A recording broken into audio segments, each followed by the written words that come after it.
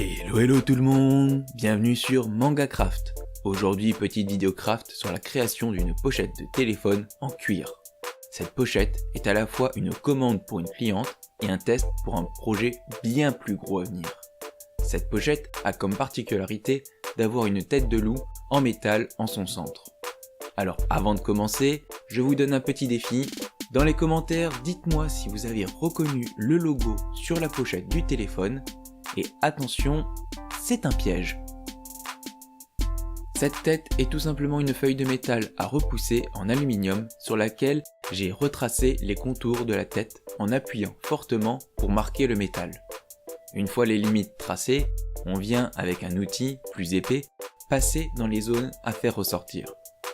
Par exemple, la crinière du loup doit ressortir, donc on va pousser le métal dans cette zone pour le bomber.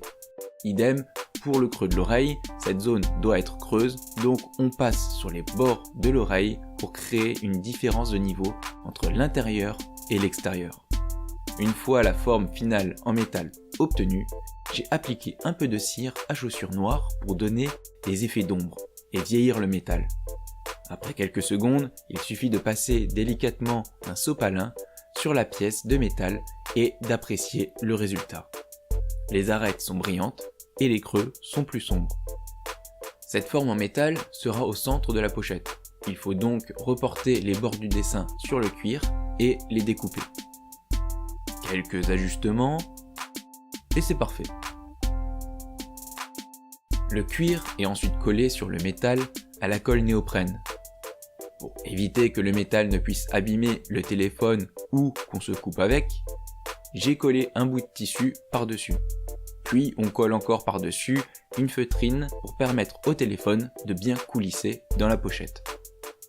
On a maintenant une moitié de pochette, il suffit de refaire pareil pour l'autre côté sans la tête de loup, ce qui est beaucoup plus simple. Pour la couture, j'ai utilisé la technique du point sellier, avec une alène losange pour percer le cuir et du lin câblé au chinois pour le fil. Il ne reste plus qu'à couper le surplus pour que la pochette soit terminée. Alors oui, il y a un peu beaucoup de surplus. Après, là, sur le bord, il y a une imperfection sur le cuir. J'allais quand même pas utiliser cette partie pour ma cliente. C'est logique. Et voici le résultat final, simple mais efficace.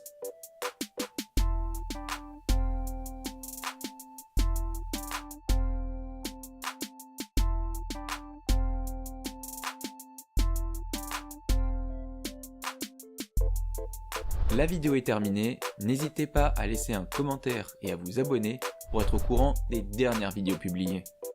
Allez, see you!